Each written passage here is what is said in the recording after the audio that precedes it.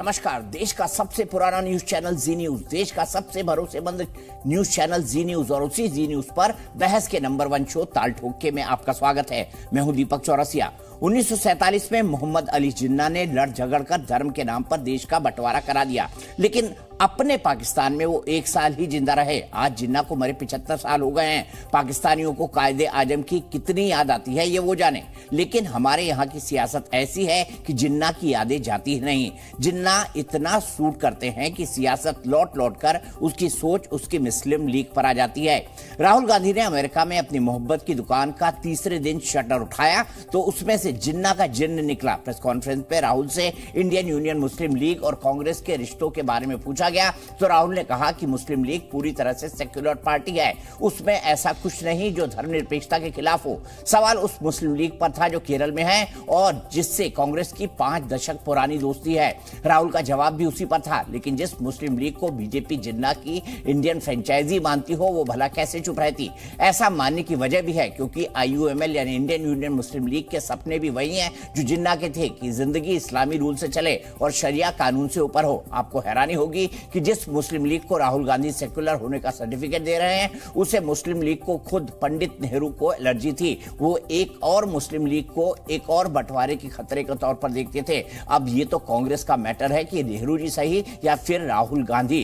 कांग्रेस के अपने तर्क हैं। उसका कहना है कि सिर्फ मुस्लिम लीग नाम होने से इसे जिन्ना की फ्रेंचाइजी नहीं कह सकते। कांग्रेस के प्रवक्ता से इस पर और सवाल पूछेंगे, साथ ही बीजेपी से पूछेंगे कि उसे क्यों राहुल की सोच में जिन्ना का समर्थन दिखाई देता है। लेकिन पहले ये सारी बयानबाजी आप खुद सुन ले।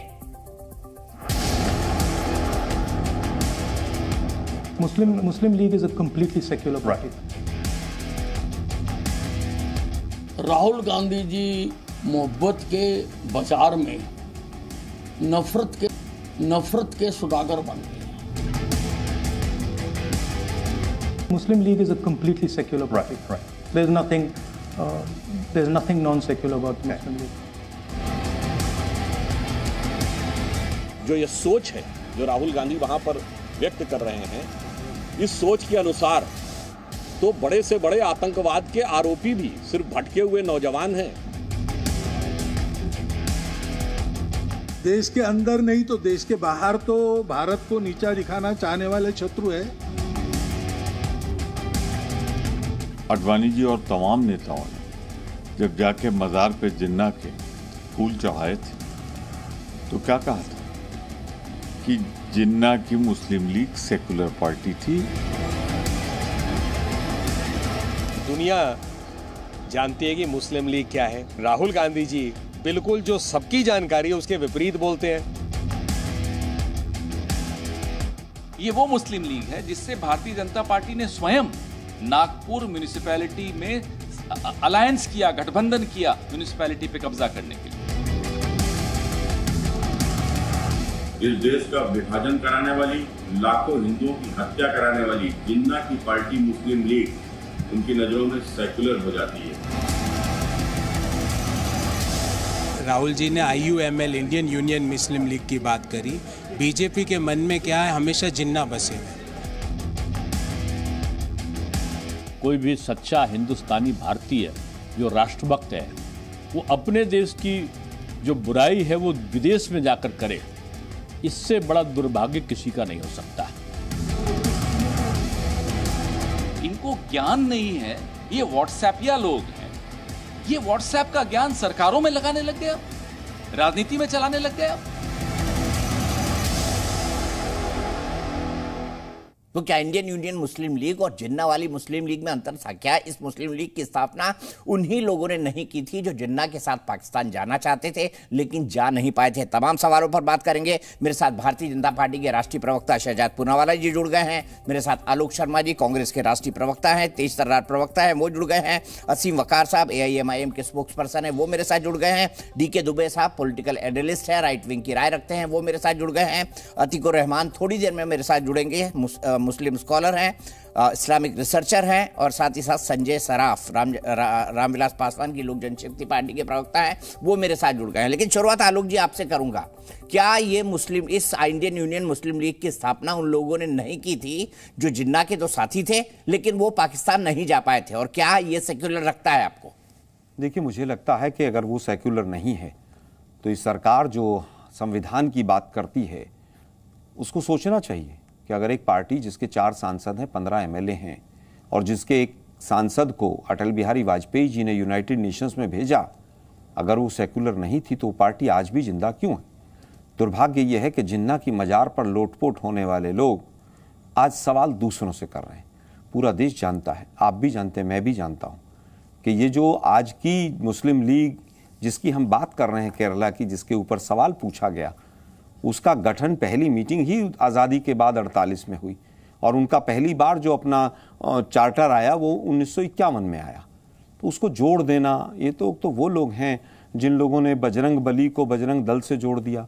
तो स्वाभाविक है कि देश को गुमराह करते रहो, समय निकालते रहो। आज की जो मुस्लिम लीग है उसके बारे में मैं पहला एक सवाल सरकार से पूछता हूं, अगर वो सेक्युलर नहीं है तो वो पार्टी आज तक क्यों वहां पर बनी हुई है?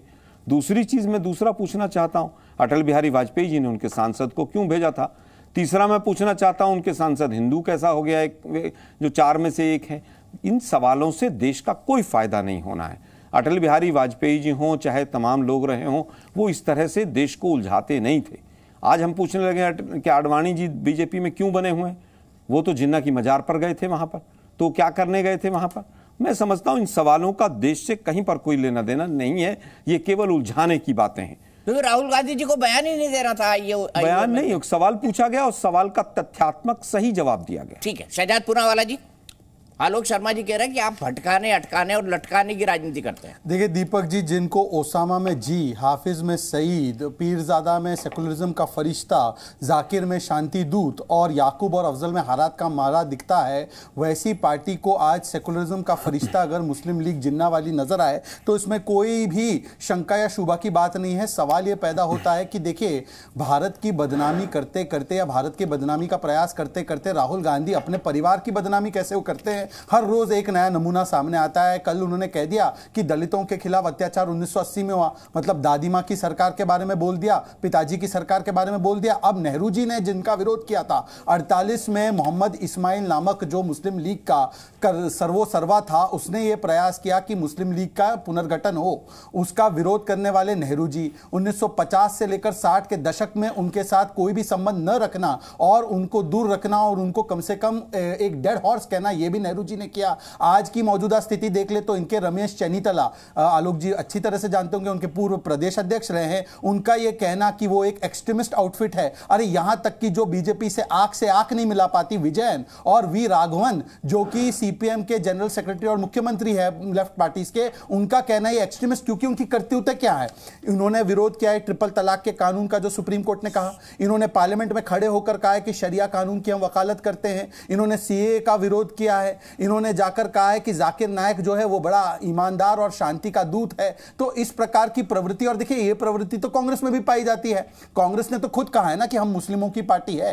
कांग्रेस ने तो खुद कहा है मुस्लिमों का पहला अधिकार संसाधनों पर होना चाहिए, मनमोहन सिंह ने कहा है। तो अगर कांग्रेस को, जो स्वयं ही अपने आप को वोट बैंक की राजनीति में एक समुदाय के साथ जोड़ने में उतारू दिखती है, हिंदू टेरर कहती है, संघ टेरर कहती है, आरएसएस 26-11 जो है 26-11 जो है वो आरएसएस की साजिश कहती है, तो वो पार्टी को अगर इसमें सेकुलरिज्म नजर आए तो ये कोई हैरानी की बात नहीं। आखिरी पंक्ति केवल इतना कहूंगा कि देखिए, आज वोट बैंक के नाम पर किस प्रकार से राहुल गांधी कहां किस स्तर पर आ चुके हैं। राहुल गांधी को केवल बताना चाहिए कि संविधान के तहत, अभी आलोक जी ने कहा कि संविधान के तहत इनको बैन किया गया है, संविधान के तहत चल रही है, तो हिंदू महासभा भी संविधान के तहत है, वो भी संविधान का पालन करती है और चुनाव कहीं पर लड़ती है। अब मुझे बता दें कि इसी तर्ज पर हिंदू महासभा को सेकुलर कहते हैं आलोक भाई? देखिए, मुझे लगता है कि मैंने मूल सवाल पूछे थे, चाहे वो हिंदू महासभा हो और चाहे आज मुस्लिम लीग जिसकी वर्तमान की बात कर रहे हैं, अगर उनके सांसद और विधायक जीत कर आ रहे हैं और राहुल गांधी जी ने कहा कि वो सेकुलर हैं, तो मैं कह रहा हूं कि अगर वो सेकुलर नहीं है तो आप एक्शन ले लीजिए। अगर सेकुलर नहीं थे वो, तो आपने नागपुर में अपनी जब कॉरपोरेशन बनाई तो उनका सहयोग क्यों लिया? अरे भाई, इसी के एक मंत्री थे मिस्टर बशीर, 1993 में सबसे बड़ी केरल में संस्कृत की यूनिवर्सिटी उन्होंने बनाई। अटल बिहारी वाजपेयी ने उनको यूएन तक में भेजा। लेकिन विवाद करना चाहिए। विवाद जो है, अगर हिंदू मुस्लिम नहीं करेंगे, अभी कहने के साहब इन्होंने सीए का विरोध किया, एनआरसी का विरोध किया, आपके तो मुख्यमंत्रियों ने सीए और एनआरसी का विरोध किया। मैं समझता हूं देश के अंदर हर व्यक्ति को अपनी राय रखने का अधिकार है। आपने कहा कि जो हिंदू टेरर है, इन्होंने हिंदू टेरर कहा। अरे भाई, आपके यहाँ पर एक मंत्री हैं जो स्वयं उस समय पर गृह सचिव थे, उन्होंने कहा था मेरे पास पूरे सबूत हैं, उसको आपने मंत्री बना दिया। लेकिन हम ये पूछ रहे हैं कि भाई इन चीज़ों से मणिपुर की समस्या कैसे सॉल्व होगी? मणिपुर जल रहा है, आपकी सरकार है, क्या इससे सॉल्व हो जाएगी? क्या जो पहलवान बेटियां बैठी हैं, क्या उनको न्याय मिल जाएगा? सुप्रीम कोर्ट जो कह रहा है कि हेट स्पीच बढ़ रही हैं, आप जो है पूरी तरह से FIR करें, अगर इस तरह से विभाजनकारी कोई भी बयान आती है तो क्या उससे कम होगा? ADR की रिपोर्ट कहती है कि हेट स्पीच 600% बढ़ गई।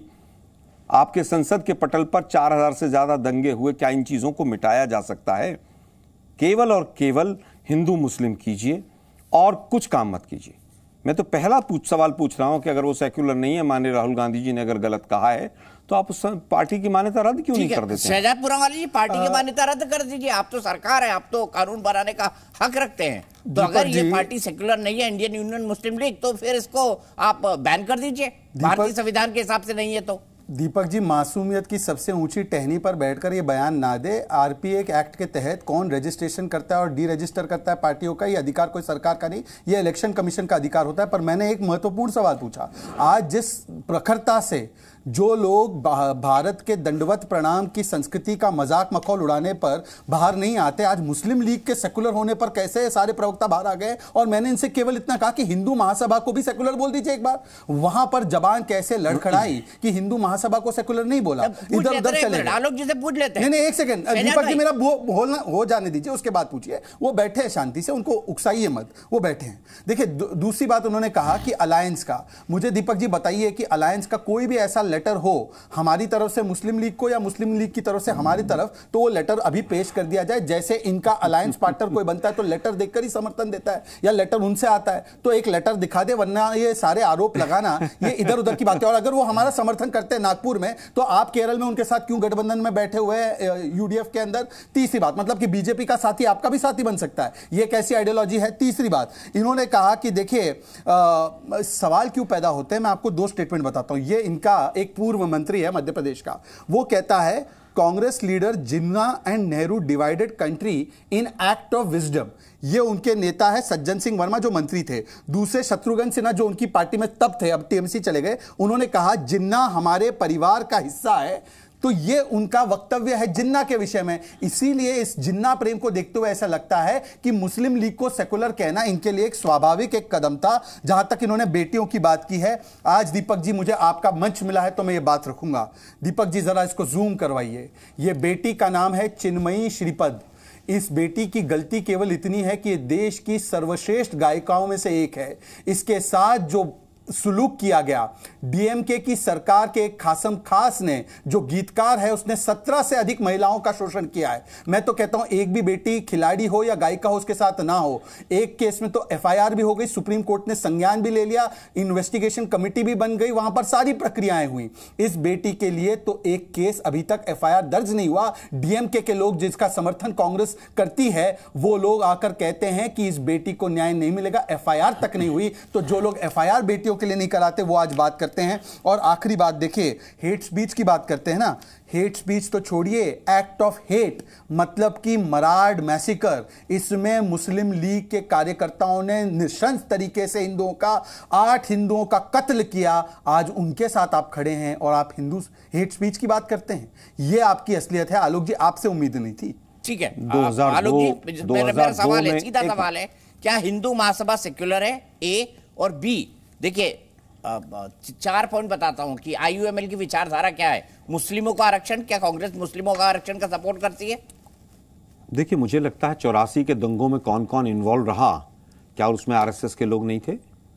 क्या 2002 के दंगों में BJP और RSS के लोग नहीं थे? आपने मेरा सवाल नहीं सुना। एक मिनट, मैंने सुन लिया, मैं उसका भी उत्तर दूंगा।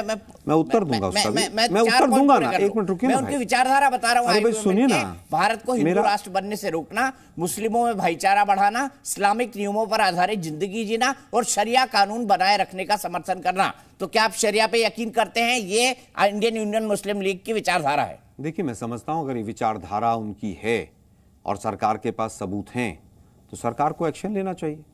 ये विपक्ष से सवाल पूछने का थोड़ी ना, तो सरकार से सवाल पूछने का है कि भी उनकी विचारधारा ये है 9 साल से मोदी जी प्रधानमंत्री हैं, 6 साल अटल बिहारी वाजपेयी जी रह गए, उन्होंने एक्शन क्यों नहीं लिया? ये सवाल तो सरकार से बनता है ना, विपक्ष इसका क्या जवाब देगा? अब हम तो केवल ये पूछना चाहते हैं। इन्होंने डीएमके का एग्जाम्पल लिया, मैं हाथरस का, कठुआ का और कानपुर का और तमाम एग्जाम्पल ले सकता हूँ। और ऐसी गलतियाँ, ऐसे दरिद्रता, ऐसी नृशंसता हमारे शासित राज्यों में भी हुई होगी, ऐसा नहीं है कि नहीं हुआ होगा। लेकिन रेप के लोगों को बचाने का काम अगर किसी ने किया तो वो मैक्सिमम एग्जाम्पल आपको बीजेपी में मिलेंगे। अब वापस आते हैं, डीएमके के अगर मंत्री के खिलाफ एक्शन नहीं हो रहा है तो क्या ये आधार है कि ब्रजभूषण शरण सिंह के खिलाफ एक्शन नहीं हो रहा है? क्या ये आधार लेकर बीजेपी जनता के बीच में जाएगी कि वहां पर भी ऐसा हो रहा है, राजस्थान में भी हो रहा है, फला जगह भी हो रहा है, इसलिए हम एक्शन नहीं ले रहे हैं? ये तर्क नहीं, कुतर्क है। आज कितने रेप दिल्ली में हो रहे हैं, एनसीआरबी के आंकड़े उठाकर देखिए, किसकी सरकार है यहां पर? इन्हीं के लोग कहते थे संसद में खड़े होकर कि रेप कैपिटल बन गई है जब निर्भया हुआ था। लेकिन उसके बाद क्या हुआ? आप तो निर्भया फंड को भी यूज नहीं कर पाए। हमने तो रेपिस्ट को फांसी तक पहुंचा दिया। आपने कितने रेपिस्टों को फांसी पर पहुंचाया? 2014 के बाद कितनी फास्ट ट्रैक कोर्ट लगी, उसका भी दीजिएगा उत्तर। लेकिन आज का विषय वो नहीं। आज का विषय ये है कि हम पूछ रहे हैं कि जो आज मुद्दा पूरा तमाम मीडिया जगत उठा रहा है, अगर उसमें सच्चाई है तो केवल सरकार से सवाल पूछा जाना चाहिए कि अगर वो सेक्युलर नहीं है तो पार्टी आज क्यों है? वो उनके 4 सांसद उसी संसद में क्यों बैठते हैं जिसमें इनका संगोल रखा हुआ है? हम सीधा सीधा पूछना चाहते हैं, रूल ऑफ लॉ के अनुसार काम कीजिए, उनको हटाइए वहां से। केवल एक सवाल का जवाब नहीं दिया। मैं केवल एक वाक्य, केवल एक वाक्य भी सेक्युलर है? देखिए, मुझे लगता है हर जगह, हर दल में, हर जाति में, हर धर्म में सेक्युलर भी होते हैं, नॉन सेक्युलर भी होते हैं। और जब वो नॉन सेक्युलर एक्टिविटीज करते हैं तो हर सवाल बात नहीं कर रहा हूं, मैं तो हिंदू महासभा की बात कर रहा हूं। सुनिए ना, क्या हिंदू महासभा सेक्युलर है? अरे भाई, आप मेरे पीछे पड़ रहे हैं, इनसे पूछने, आपके नहीं पूछा। एक मिनट सुनिए ना भाई, कि मुस्लिम लीग सेक्युलर है कि नहीं?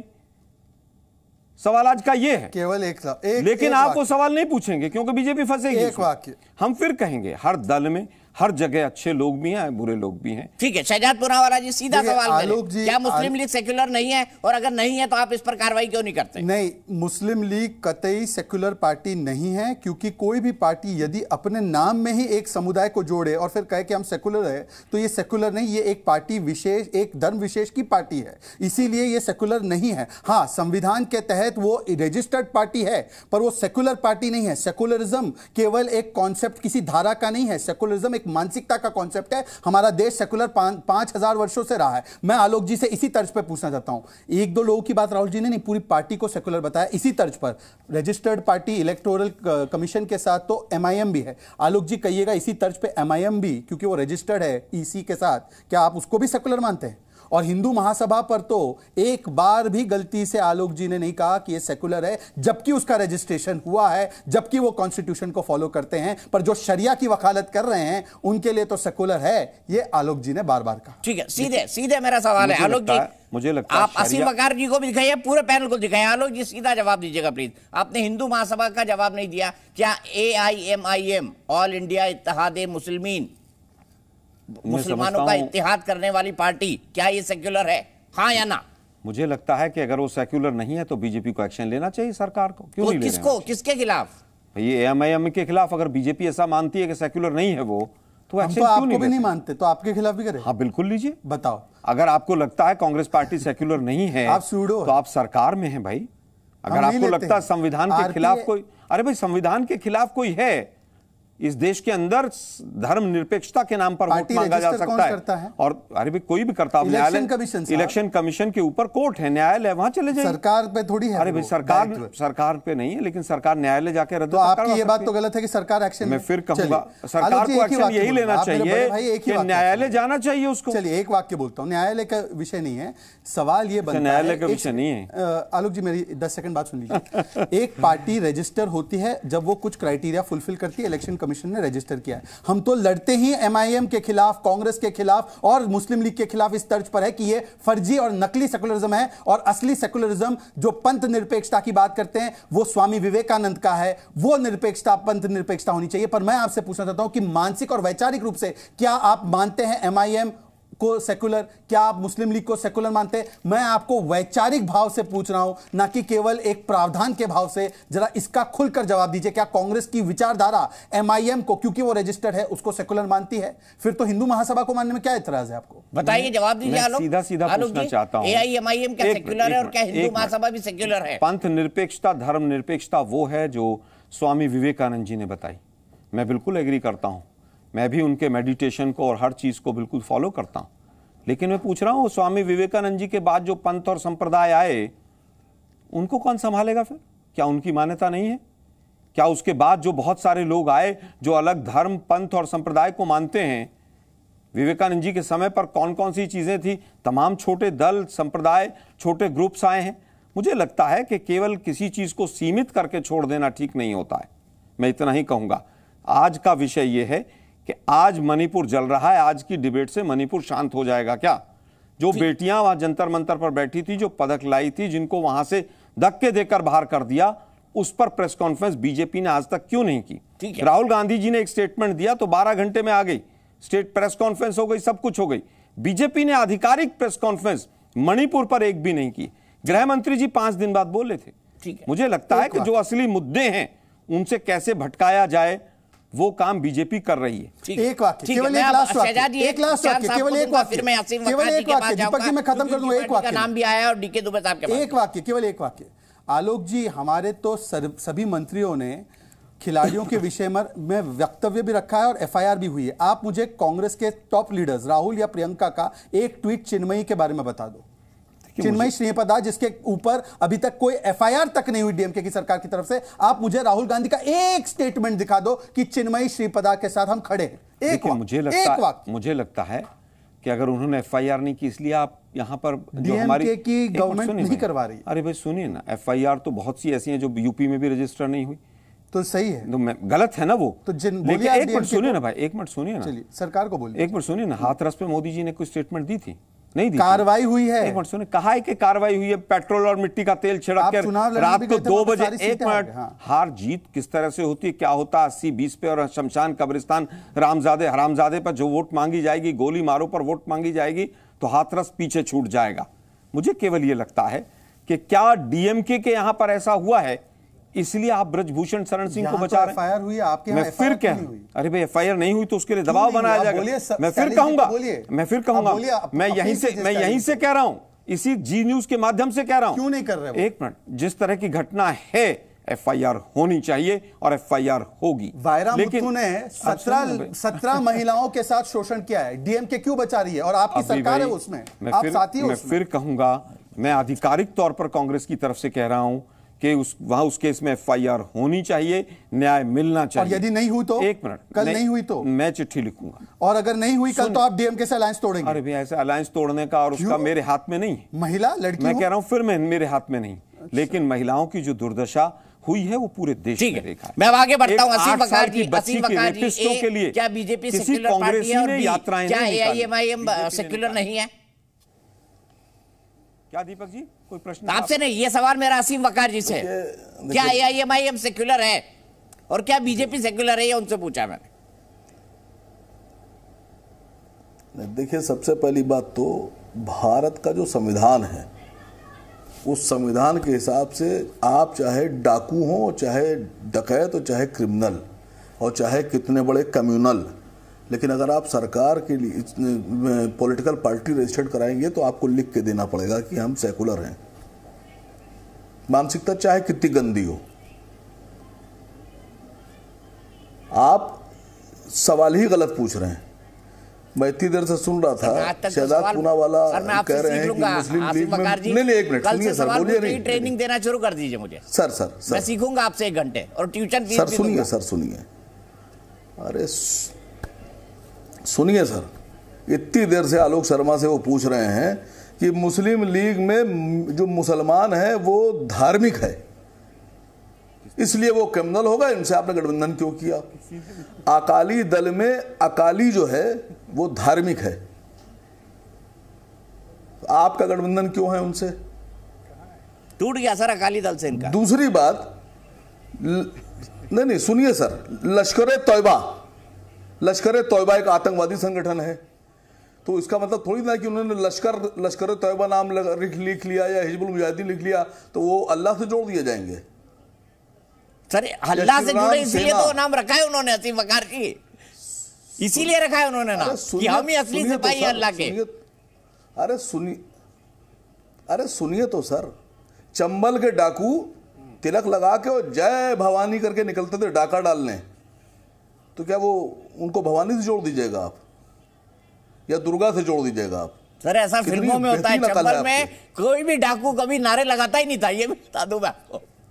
ऐसा खाली फिल्मों में हुआ बॉलीवुड की, और कोई डाकू आज तक घोड़े पे चला ही नहीं है, ये भी बता दूं। अरे सुनिए तो सर, अरे सुनिए तो सर, अगर बजरंग दल के लोगों को कत्ल कर दें और जिंदा जला दें तो क्या बजरंग बली से जोड़ दीजिएगा उनको?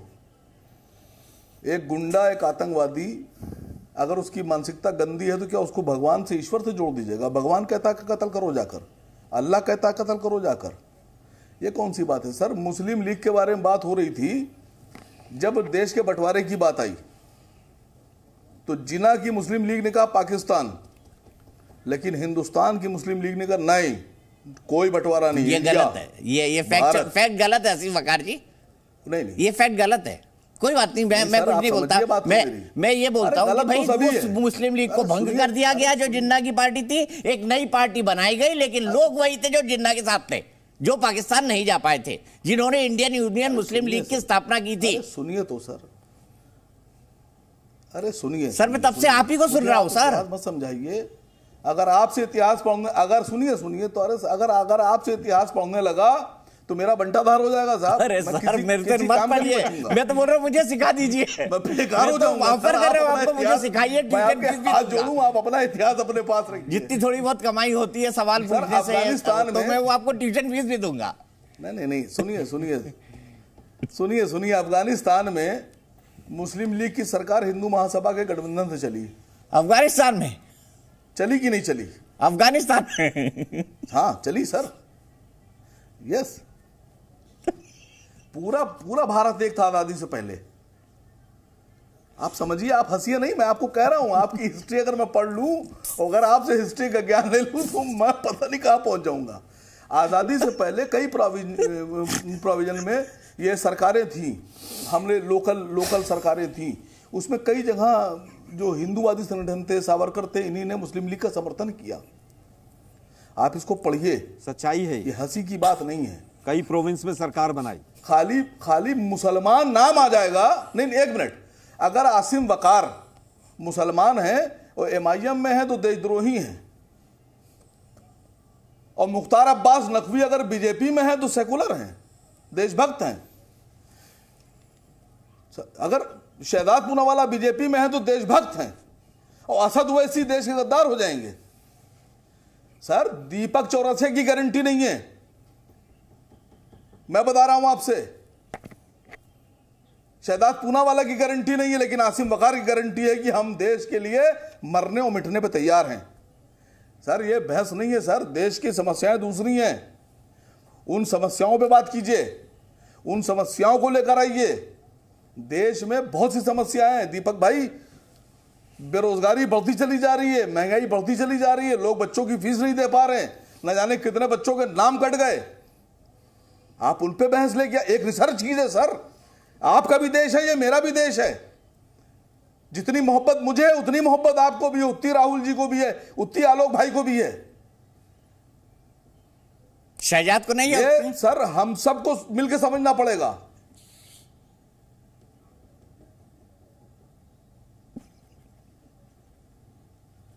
दीपक जी देखिए, ऐसा है कि रजाकारों के वंशज से जब गारंटी की बात सुनाई दे तो मुझे लगता है देश कितना परिवर्तन कर रहा है। जो एक समय पर हैदराबाद को पाकिस्तान के पास देना चाहते थे, आज वो अपनी वफादारी के सर्टिफिकेट दीपक जी के शो पे देते हैं। तो ये मानसिकता पर निर्भर होता है, ना कि नाम पर। औरंगजेब नाम का एक क्रूर शासक भी था, और राइफलमैन औरंगजेब भी था, जिसने जम्मू कश्मीर में पाकिस्तानी आतंकियों को मौत के घाट उतारा। तो ये नाम का फर्क नहीं, ये सोच का फर्क होता है। एक रजाकार वाली सोच है और एक राष्ट्रवादियों की सोच है। पर देखिए, मैं एक ही सवाल पूछना चाहता हूं आसिम वकार जी, बेरोजगारी और महंगाई की प्रॉब्लम मुस्लिम लीग को सेकुलर कहने से सॉल्व होगी क्या?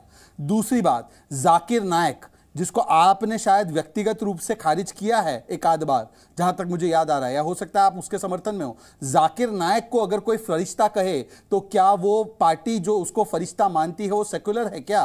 और जो अपने आप को संविधान के सम्मत कहे तो वो बताइए कि अगर वो 3 तलाक का कानून जो सुप्रीम कोर्ट ने वकालत की उसका विरोध करने पर उतर आती है तो वो क्या वो पार्टी सेक्युलर है? मैं अब अतीकुर भाई के पास चीजों पे जवाब अतीकुर रहमान साहब इस्लामिक रिसर्चर, उनके पास चलता हूं, फिर डीके दुबे साहब के पास जाऊंगा। अतीकुर रहमान साहब, ये आईयूएमएल क्या वही आईयूएमएल मुस्लिम लीग नहीं है जिसने भारत का बंटवारा मांगा था? और क्या उसी से जुड़े हुए लोगों ने ये पार्टी नहीं बनाई जो नहीं जा पाए थे पाकिस्तान? फिर मैं दुबे साहब इसी सवाल का जवाब आपसे लूंगा। और मुझे बताइए अतीकुर रहमान साहब, क्या बीजेपी आपको सेक्युलर लगती है या मुस्लिम लीग सेक्युलर है? दीपक जी, आपने ये जो बात कही है कि इंडियन यूनियन मुस्लिम लीग के लोग वहां पर जा नहीं पाए, जा नहीं पाए का मतलब क्या है? वो अपनी मर्जी से यहाँ पर रहे ना, ये दोनों में अंतर है सर, उनको रोक रखा था तो दोनों में बहुत अंतर है। तो हाँ, तो दोनों में अंतर है ना। मर्जी से नहीं रहना और मर्जी से यहाँ रुक जाना, मर्जी हो तो भी नहीं जा पाना और मर्जी से यहाँ रुक जाना, दोनों में बहुत अंतर है, जमीन आसमान का। तो ये आप तय करेंगे कि मेरे मैंने इतिहास ने तय किया है, मैंने नहीं तय किया अतीकुर रहमान साहब, इतिहास ने तय किया है। इतिहास ने तय किया है ना, ठीक है, ठीक है। तो इंडियन यूनियन मुस्लिम लीग जो वहां चले गए जिन्ना के साथ में और जो यहां रह गए, तय कौन करेगा कि वो अपनी मर्जी से रहे या जा नहीं पाए? सर उनकी एक्शन तय करेगी कि सोच क्या है उनकी, नैरेटिव तैयार किया, जा नहीं पाए। हाँ, यस, ये बहुत action speaks louder than words. Mentality क्या है? Yes, exactly. इंडियन यूनियन मुस्लिम लीग, उसके बाद में आपने कहा हिंदू महासभा। आप दोनों का जो ऑर्गेनाइजेशनल सेटअप है वो देख लीजिए, आरएसएस का ऑर्गेनाइजेशनल सेटअप देख लीजिए।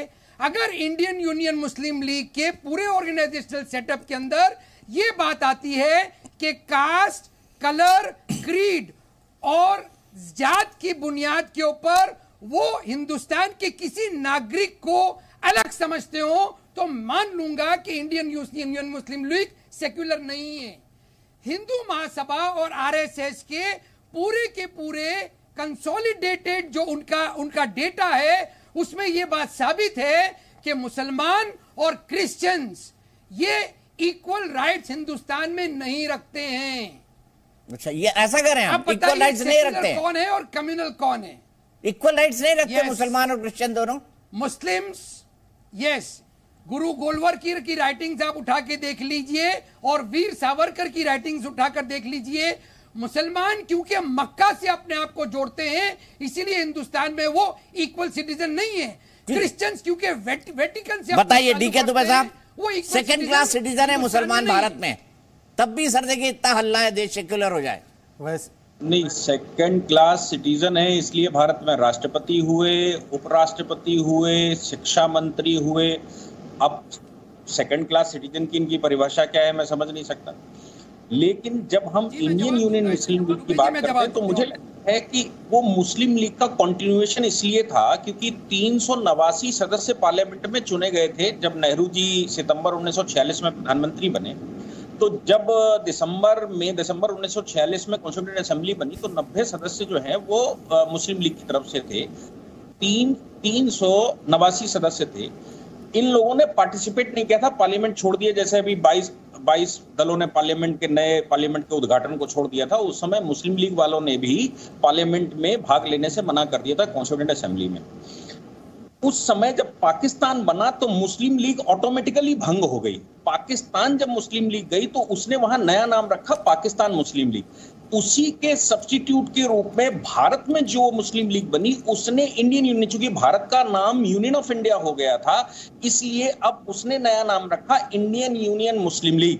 तो वो कंटिन्यूएशन वही है जो मोहम्मद इस्माइल लेकर आते हैं और वही मानसिकता है। अब बात यहां पर यह है, आप मुझे बता दीजिए कि रावण भारत का एक बहुत बड़ा विलेन है। क्या कोई अपने बच्चे का नाम रावण रखता है जब रावण के बारे में पूरे देश को मालूम है?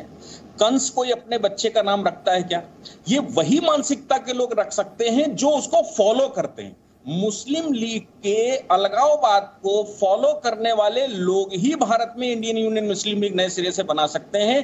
बाकी तो जो विभीषिका हुई पार्टीशन की, उस विभीषिका को ध्यान में रखते हुए कोई सक्सेसर के रूप में वो नाम नहीं रख सकता, लेकिन इंडियन यूनियन मुस्लिम लीग ने रखा। इसलिए ये कहना कि इंडियन यूनियन मुस्लिम लीग ये नई है, उसका कंटिन्यूएशन नहीं है, तो बांग्लादेश में भी मुस्लिम लीग बनी, पाकिस्तान में भी मुस्लिम लीग बनी और भारत में भी मुस्लिम लीग बनी, ये कंटिन्यूएशन है उसका।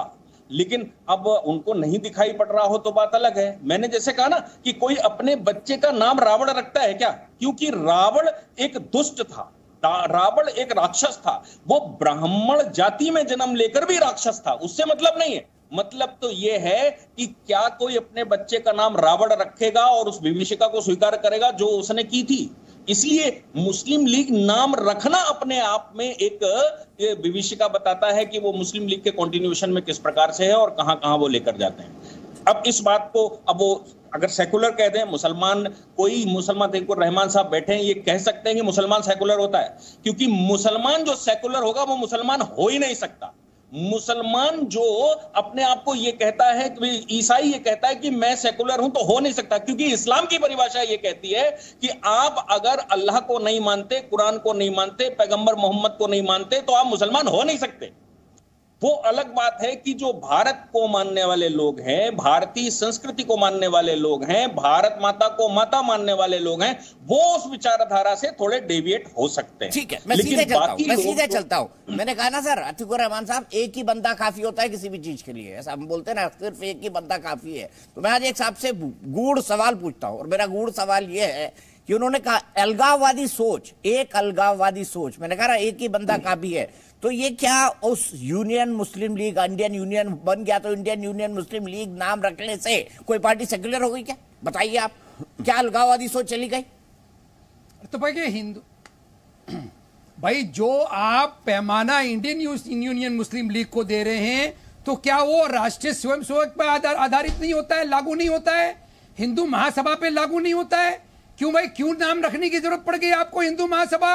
क्यों आपको राष्ट्रीय स्वयंसेवक नाम रखने की जरूरत पड़ गई? अगर आपको नाम से ही है भाई, आइडियोलॉजी देखिए ना, आप आइडियोलॉजी देखिए। इसीलिए पहले भी मैंने कहा, अगर इंडियन यूनियन मुस्लिम लीग की आइडियोलॉजी में किसी भारतीय को अलग दर्जा देने का उनके प्रावधान में है, तो मैं उसको सेकुलर नहीं मानूंगा। यहां पर दुबे जी ने कहा कि अगर सेकंड क्लास सिटीजन होते तो प्रेसिडेंट कैसे बनते? अरे साहब, प्रेसिडेंट बने वो इंडियन कॉन्स्टिट्यूशन के तहत। मैं आपको आरएसएस के कॉन्स्टिट्यूशन की बात बता रहा हूं। आरएसएस के कॉन्स्टिट्यूशन में, आरएसएस के कॉन्स्टिट्यूशन में मुसलमान और क्रिश्चियंस। दीपक जी, केवल एक प्रासंगिक वाक्य बोल दीजिए शहजाद भाई। एक प्रासंगिक चीज कहना चाहता हूं दीपक जी, ये तो कोई भी कॉन्ट्रोवर्ट नहीं कर रहा है इस फैक्ट को कि मोहम्मद इस्माइल जिन्ना की पार्टी में थे, फिर उनकी पार्टी बंद हुई क्योंकि पाकिस्तान का लक्ष्य था, पाकिस्तान बनने वाला था। उसके बाद यह चर्चा होने लगी कि मुस्लिम लीग इंडिया फ्रेंचाइजी को रखना चाहिए, नहीं रखना चाहिए। मूलतः दो ही विषय थे कि एक शरिया होना चाहिए, एक सेपरेट स्टेट होना चाहिए। यदि ये दो विषय नहीं होते तो वो लोग कांग्रेस में ही चले जाते ना। कांग्रेस का विरोधी क्यों करते? कांग्रेस उस समय पर इस मुस्लिम लीग इंक्लूडिंग मोहम्मद इस्माइल के हिसाब से, जो आज ये हम पे आरोप लगाते हैं कि हिंदू बिगेटेड पार्टी थी, और मोहम्मद इस्माइल जो जिन्ना का समर्थक और साथी था, और कट्टर साथी की, इतना बड़ा साथी कि पूरी मद्रास प्रेसिडेंसी का चार्ज उसके पास था, और मद्रास प्रेसिडेंसी पूरे साउथ को एक तरह से कवर करती थी। अब अगर कोई अतीकुर रहमान इस फैक्ट को डिनाई करते हुए बोले कि नहीं ये तो बड़े सेकुलर थे, तो ये कांग्रेस का अपमान कर रहे हैं। मतलब कि उस समय की कांग्रेस जो नेहरू जी और गांधी जी की थी वो सेकुलर नहीं थी, ये अतीकुर रहमान कह रहे हैं। और आलोक जी की कोई प्रतिक्रिया ना आए तो उस पर मुझे लगता है कि वोट बैंक का कैसा खेला है कि आज मुस्लिम लीग सेकुलर है और उस समय की गांधी की कांग्रेस पार्टी सेकुलर नहीं थी, ये आलोक जी मानने को तैयार है। आलोक जी मान रहे हैं आप ये बात? शहजाद ने बड़ा पॉइंट उठाया है और बेहतरीन पॉइंट उठाया। आज दीपक जी सुबह से ना बीजेपी के आदर्श पंडित नेहरू हो गए। जिस प्रवक्ता से बात करो सब पंडित नेहरू को कोट कर रहे हैं। पंडित नेहरू ने पंडित नेहरू ने पंडित नेहरू के बारे में आप लोगों ने क्या क्या कहा? अरे ने तो अभी बताया था कि पंडित नेहरू ने संगोल लिया था, उन्होंने ये भी बताया था, फोटो भी डाली थी उनकी। ये थोड़े दिन से चल रहा है ऐसा। इनका वही है कि जब सूट करें तो उठा लो, नहीं सूट करें तो छोड़ दो। तो हर पॉलिटिकल पार्टी ऐसा ही करती है। मैं वापस आता हूँ। इन्होंने कहा साहब कोई रावण नाम नहीं रखता, कोई दुबे साहब हैं अभी पैनल में, अरे भाई, इस देश में तो ऐसे लोग भी हैं जो रावण की पूजा भी करते हैं। क्या उनको हम देश से बाहर कर दें? मुझे लगता है कि इन चीज़ों पर देश को उलझाए रखना ही इस सरकार का काम है।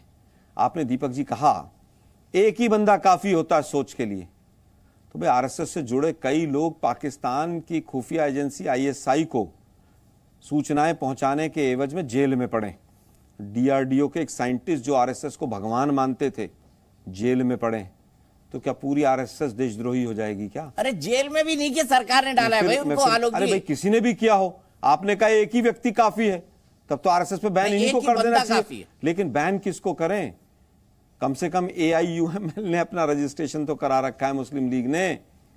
आरएसएस ने तो अपना रजिस्ट्रेशन ही नहीं कराया। बताइए शहजाद जी, बताइए शहजाद जी। यदि देखिए, आलोक जी को मैं अपना बड़ा भाई इसलिए मानता हूं क्योंकि बड़े ज्ञानी हैं और बड़े अच्छे तरीके से बात रखते हैं। आरएसएस यदि इतनी आतंकी और अनरजिस्टर्ड वगैरह संगठन है जो ये कहते हैं, तो श्री प्रणब मुखर्जी देश के राष्ट्रपति उनके मुख्यालय गए थे। इनके बारे में गोल्डन अक्षरों में बातें रखी गई है जेपी के द्वारा, अंबेडकर जी के द्वारा, महात्मा गांधी जी के द्वारा। ये सारे गलत थे। लाल बहादुर शास्त्री ने तो इनवाइट किया था रिपब्लिक डे परेड में। चलिए इसको छोड़ देते हैं। मैं आलोक जी एक ही सवाल पूछ रहा हूं आपसे, और बड़ा प्रासंगिक है, और ये इसलिए पूछ रहा हूं कहीं ना कहीं क्योंकि मैं भी महात्मा गांधी का सबसे बड़ा पुजारी हूं, हमारी पार्टी पुजारी है उनकी। मैं आपसे उस लिहाज से पूछना चाहता हूं कि बताइए कि उस समय की मुस्लिम लीग के मोहम्मद इस्माइल सेकुलर थे। अतीकुर रहमान का यह कहना है कि जिन्ना के साथी सेकुलर थे और महात्मा गांधी सेकुलर नहीं थे, इसलिए मुस्लिम लीग का होना जायज था। और वो उनकी मांग क्या थी? शरिया एंड स्टेट। ये शरिया एंड स्टेट मांगने वाले सेकुलर है आपके लिए, जो जिन्ना के साथी थे, और जो आपको वो कह रहे एक तरीके से कि गांधी की उस समय की पार्टी कम्युनल थी। वो ठीक लग रहा है आपको? अन्यथा अगर सेकुलर ही थी तो कांग्रेस में शामिल हो जाते वो लोग। देखिए, मुझे क्यों नहीं थे कांग्रेस में वो? मुझे लगता है, बताइए ना लोग जी, क्यों कांग्रेस में नहीं आए वो? और क्या कांग्रेस ये मांग करती है कि देश का जो है संविधान शरिया के हिसाब से चलना चाहिए, जो IUML की मांग है? देखिए, मुझे लगता है सबसे बड़े सेक्युलर अडवाणी जी रहे। वो जिन्ना की मजार पर गए, कब गए? वो भी 50 साल के बाद। आज भी बीजेपी में बैठे हुए हैं। वो कांग्रेस तो ज्वाइन नहीं किया। तर्कहीन सवाल है ये। बीजेपी हमेशा देश को उलझाए रखना चाहती है। आडवाणी जी ने अपनी गद्दी खो दी इस चक्कर में। वो गए वहां पर मजार पर लोटपोट हो गए। क्या सेक्युलर पे गए थे, नॉन सेक्युलर पे गए थे? दिक्कत यह है कि स्वतंत्रता से पहले भी जिन्ना इनके मित्र मंडली में थे, और जिन्ना की विचारधारा आज भी इनकी मित्र मंडली में है। इसीलिए आज की मुस्लिम लीग को जिन्ना की मुस्लिम लीग से कंपेयर करते हैं, क्योंकि जड़ें पुरानी हैं इनकी। इतना ही कहूंगा। ठीक है। एक वाक्य, क्या आलोक जी आप इस बात को डिनाई करते हैं कि मोहम्मद इस्माइल जो जिन्ना के साथी थे, उन्होंने मुस्लिम लीग की शुरुआत की, वो संस्थापक थे? अरे भाई, कौन संस्थापक था, कौन? अरे ये मूल सवाल है। आपकी पार्टी का संस्थापक कौन है? मैं उत्तर दे, मेरी पार्टी का संस्थापक कौन है? इससे हम जुड़े हुए नहीं हैं। मैं उत्तर दे तो रहा हूं। कौन था मोहम्मद इस्माइल? कौन था? मैं कह रहा हूं, अगर जिन्ना बिल्कुल देशद्रोही थे, गद्दार थे, सारी बातें मैं आपकी मान लेता हूं। मान लेता हूं। नहीं थे। अरे भाई, मैं कह रहा हूं मान लेता हूं भाई। मैं मानना क्या थे? अरे भाई थे तो फिर आडवाणी क्या करने गए थे? अरे आप उनको परिवार का हिस्सा बता रहे हैं। आडवाणी क्या करने गए थे वहां पर? वो आडवाणी आज भी बीजेपी में क्यों बैठे? राहुल गांधी उनकी पार्टी को क्यों सेकुलर बोल रहे हैं? फिर कह रहा हूं, इन चीजों में मत उलझिए। अरे आडवाणी जी आज भी बीजेपी में है कि नहीं? आडवाणी जी है कि नहीं बीजेपी में आज भी? आडवाणी जी तो उस समय, अच्छा चलिए, आपने सवाल पूछा आडवाणी जी है। वो पाकिस्तान जाकर जिन्ना की मजार पर गए, तो सोचिए कितना प्रेम होगा। इसी पे बात करते हैं। अब कितना प्रेम होगा बीजेपी को जिन्ना से। इसी पे बात करते हैं। चीखे मत। नहीं, मैं चीख नहीं रहा। इसी का जवाब आप बार बार जो सवाल पूछ रहे हैं गलत पूछ रहे हैं शहजाद भाई। उस समय पर जब उन्होंने जिन्ना के विषय में बोला था, तो इन्हीं लोगों ने मांग की थी कि अब आडवाणी जी को स्टेप डाउन करना चाहिए, पार्टी से नहीं निकलना चाहिए, स्टेप डाउन करना चाहिए। स्टेप डाउन किया। अब मैं इनसे पूछता हूं कि राहुल गांधी तो जिन्ना की पार्टी को सेकुलर बोलकर आए, अपना ही पैमाना अपने पर लागू कीजिए। देखिए, व्हाट्सएप अपना पैमाना अपने पर लागू कीजिए। व्हाट्सएप यूनिवर्सिटी में जरूर जिन्ना की जो पार्टी स्वतंत्रता से पहले थी और आज की मुस्लिम लीग सेम है। वो व्हाट्सएप यूनिवर्सिटी। मोहम्मद इस्माइल कौन है? मोहम्मद इस्माइल अगर गलत थे, अगर सुनिए, वो जिन्ना का साथी था भाई। अरे जिन्ना की मजार पर लोटपोट होने वाला आदमी बीजेपी में बैठा है। ये क्या तर्क है? आप जिन्ना की पार्टी के सदस्य का सबसे अहम हिस्सा, अरे भाई, जिन्ना की पार्टी के साथ वो सेकुलर है। जिन्ना की पार्टी के साथ मुस्लिम लीग ने कई प्रोविंसेस में सरकार चलाई। इसी मुस्लिम लीग के, वो तो कांग्रेस ने भी चलाई। सुनिए ना भाई, सुनिए ना। इसी मुस्लिम लीग जिसके लिए आज आप इतना विलाप कर रही है पूरी भाजपा, नागपुर में कॉर्पोरेशन बनाई, नहीं बनाई क्या? कहां दिखाइए मुझे लेटर दिखाइए। अब मैं आता हूं, एक लेटर, समर्थन लेटर दिखाइए। बीजेपी ने मांगा तो मैं वही कहना चाहता हूं। समर्थन लेटर दिखाइए। समर्थन लेटर तो छोड़ दो। कैसे ऐसे? सुनो ना, सुनो, मैं उत्तर तो सुनो। आप तो कांग्रेसियों को भ्रष्ट बताते हो, सबको मिला के सरकार बनाते हो। कितना देर बाद? तृणमूल खराब, उनके एमएलए को मिला लो, जहां से जो एमएलए मिले ले लो। उनकी चिट्ठियां मिलती हैं क्या? सबूत मिलते हैं क्या उनके? तो आपका कहना ही है कि वो हमारे साथ शामिल हो गए? आपके पास आपका कहना है वो हमारे साथ शामिल हो गए? शामिल नहीं हुए, ये तथ्य शामिल की नहीं बात हुए, है। शामिल नहीं हुए। फिर 145 कॉर्पोरेटर्स की आपको वहां पर मेयर बनाना था। अच्छा, आपको 3 चाहिए थे, आपने तीनों लिए। चलिए, तो मुझे बताइए कि मुस्लिम लीग जैसी पार्टी से फिर आपने गठबंधन क्यों किया है? अगर वो बीजेपी के समर्थक है, आपका कहना है कि बीजेपी को समर्थन करके आपको हरा दिया नागपुर में, तो आप तो आइडियोलॉजिकल स्थिति पर भी एक कायम नहीं है कि आपने उनके साथ गठबंधन किया जो हमारे साथ में है। आप ये सुने, आप आइडियोलॉजी की बात, बड़े वरिष्ठ है, एक मिनट, भाई है आप शहजाद भाई आइडियोलॉजी की बात करते हैं। नेशनल कॉन्फ्रेंस को 40 साल तक श्यामा प्रसाद मुखर्जी से लेकर सबने गालियां दी। पहली बार अटल बिहारी वाजपेयी की सरकार बनी, बाप बेटे दोनों मंत्री बनाए आपने। फिर मोदी साहब ने भाषण दिया कि बाप और बेटी दोनों भ्रष्ट हैं और लूट के खा गए, फिर उनके साथ सरकार बनाई। मेघालय में अभी जुम्मे 3 महीने पहले, महबूबा भ्रष्ट है क्या? एक मिनट, महबूबा भ्रष्ट है भाई? आपने कहा, आप उत्तर दीजिए, है कि नहीं? मैं आपसे पूछ रहा हूं ना। अरे भाई, आपने कहा भ्रष्ट है, ज्ञान दे रहे हैं। अरे भाई, आपने कहा भ्रष्ट है। आपने सपा के साथ सरकार बनाई, बसपा के साथ बनाई, अकालियों के साथ बनाई, शिवसेना के दोनों फैक्शंस के साथ बनाई। आपने कुछ छोड़ा? तो इसलिए आप मुस्लिम लीग के साथ बनाएंगे? एक मिनट, वापस आता हूं। इसलिए आप मुस्लिम लीग आपने आइडियोलॉजी की बात की, मैंने आइडियोलॉजी का जवाब दिया। नहीं, मुस्लिम लीग जिन्ना के पार्टी के समर्थक ने बनाया कि नहीं? सुनिए ना, आपने पूरी तरह से उसी मुस्लिम लीग से अलायंस किया, ठीक है, पहली चीज। दूसरी चीज मैं कहता हूं, अरे भाई किया, नागपुर में किया, और स्वतंत्रता से पहले भी किया, स्वतंत्रता से पहले भी किया। अगर वो उनके 3 कॉर्पोरेटर वोट नहीं देते तो आपका मेयर नहीं बनता। तो पूरा देश जानता है। की पार्टी को सेकुलर हम नहीं कर रहे, हम नहीं कह रहे। क्या है आपका तर्क? हमारा तर्क ये है कि संविधान में एफिडेविट देके कि वो सेक्युलर हैं, और वो संविधान, एक मिनट सुनिए भाई, संविधान को मानते हैं।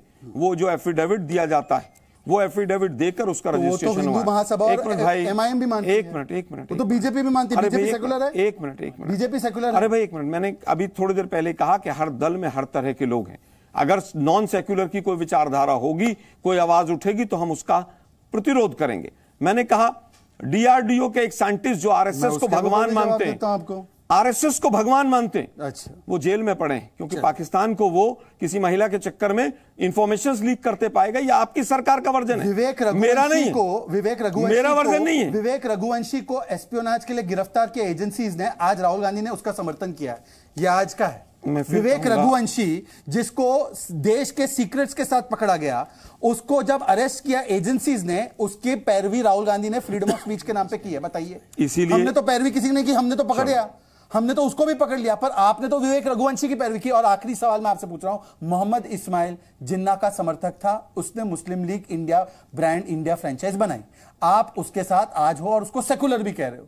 मोहम्मद इस्माइल सेकुलर थे क्या? मैं तो पूछ रहा हूं, अडवाणी जी जिन्ना के समर्थक हैं कि नहीं? अरे अडवाणी जी तो हट गए अपने पद से। आप आज भी कांग्रेस, राहुल गांधी सेकुलर क्यों बोल रहे हैं? आज भी बीजेपी में बने और जिन्ना की पार्टी को आज भी अडवाणी जी बीजेपी में बने हुए। कहिए नॉन सेकुलर। अच्छा चलिए, कहिए जिन्ना की मजार पे जाके गलती की। आप एक काम कीजिए, बोलिए जरा एक बार, कल से एक वादा कीजिए कि कभी भी अडवाणी जी का विषय कि उनको मार्गदर्शक में डाला गया नहीं डाला गया, ये नहीं उठाएंगे। और अब दूसरी बात ये बताइए कि मोहम्मद इस्माइल आपके लिए सेकुलर था या नहीं था? देखिए, मुझे लगता है कि आज की जो पार्टी है उसका विषय, उसने एफिडेविट दिया, इलेक्शन कमीशन ने मान्यता दी। अगर उसमें कहीं गलत है, आपकी सरकार है, ठीक है, आप एक्शन एमआईएम ने भी एफिडेविट दिया। एक्शन लीजिए अगर कहीं पर गलती की है तो उन्होंने। दुर्भाग्य यह है कि बीजेपी सारे देश को सेकुलरिज्म का, देशभक्ति का सर्टिफिकेट बांटने काम पे लगी। हम पूछ रहे हैं, मणिपुर जल गया, उसका जिम्मेदार कौन है? पाकिस्तान तो नहीं है। ठीक है, असीम वकार जी अपनी बात कंक्लूड करिए, फिर मैं शहजाद जी के पास कंक्लूडिंग कमेंट के लिए आऊंगा। आगे राहुल गांधी को क्या चैलेंज दिया अनुराग ठाकुर ने, उसका टीजर भी चलाऊंगा, सुनिएगा उसके बारे में। नहीं, मैं यहां इतनी देर से देख रहा हूं, दो लोगों के बीच में बहस चल रही है। भाई, मोहम्मद अली जिन्ना संस्थापक नहीं है मुस्लिम लीग के, इस बात को समझिए। जिन्ना ने ज्वाइन की थी कांग्रेस, और 1913 तक मोहम्मद अली जिन्ना मुस्लिम लीग के से किनारा करते रहे, बचते रहे, विरोध करते रहे। मुस्लिम लीग को जिन्ना ने ज्वाइन किया 1913 के बाद, उससे पहले तो कांग्रेस में थे जिन्ना। हिस्ट्री को हिस्ट्री तरह बोलिए ना, हिस्ट्री को हिस्ट्री तरह समझिए। नहीं, आपको कुछ नहीं पता है, आप धोखा दे रहे हैं देश को। शहजाद जी जवाब, मेरे पास इतना ही वक्त है। आपको ना दीन पता है ना दुनिया पता है। आज तो मैं केवल आप अभी औरंगजेब का विरोध कर रहे थे, अभी पूछूंगा क्यों कर रहे थे विरोध, तो पता नहीं होगा क्यों कर रहे थे औरंगजेब का कर रहा था कि वो कम से कम भारतीय संस्कृति के हिस्सा दंडवत प्रणाम का बचाव करते, पर ऐसे दिन आए हैं cap politics, competitive appeasement politics के नाम पर कि वो डिफेंस करते हैं मोहम्मद अली जिन्ना की पार्टी का, ना कि हमारी संस्कृति के दंडवत प्रणाम का। देखिए, मैं छोटा सा उत्तर देना चाहूंगा दीपक भाई। 5 दिन तक हिंदुस्तान के मीडिया ने बीजेपी का जो वर्जन था उसको चलाया कि बजरंग दल जो एक हुड़दंगी संगठन है वो हमारे इष्ट देव के पैरेलल रख दिया। आज तो बहुत छोटा सा काम किया है, मुस्लिम लीग जिन्ना वाली को आज की मुस्लिम लीग के तुलना कर दी है। ये इनका काम है। और एक कहावत है कि जब तक सच जो है अपने जूते बांधता, फीते बांधता है, जब तक झूठ पृथ्वी के 2 चक्कर लगाकर आ जाता है। तो ये लोग तो गंजों को कंघी बेच दें। पृथ्वी का चक्कर कौन लगा रहा है? पूरा तंत्र इनके पास है। पृथ्वी के चक्कर, आलोक शर्मा जी, पृथ्वी का चक्कर फीता बांध के कौन गया? बात बेचना आनी चाहिए। एक मिनट सुन लीजिए, मेरी भी बात सुन लीजिए सर, आखिरी कमेंट मेरा भी सुन लीजिए। कभी कभी आप दोनों मुझे भी बोलने दिया करिए। मुझे लगता है कि मेरे शो से एक दिन शहजाद भाई और आलोक भाई इतना भिड़ेंगे आपस में कि एंकर को ही बाहर निकलना पड़ेगा। दोनों लगे हुए हैं एआई के साथ। बहुत शानदार है। मैं आपसे सिर्फ एक बात कहना चाहता हूं, वो ये है कि देखिए, हर पॉलिटिकल पार्टी को अपनी बात को जनता तक पहुंचाने आना चाहिए। तो अगर बीजेपी गंजों को कंघी बेच लेती है तो ये कला आलोक भाई आपको भी सीखनी चाहिए। नहीं, हम नहीं सीखेंगे दीपक भाई। गंजों को कंघी धोखेबाज बेचते हैं, गरीबी हम नहीं ठीक है, मैं यहीं पर रुकता हूं। जी न्यूज़।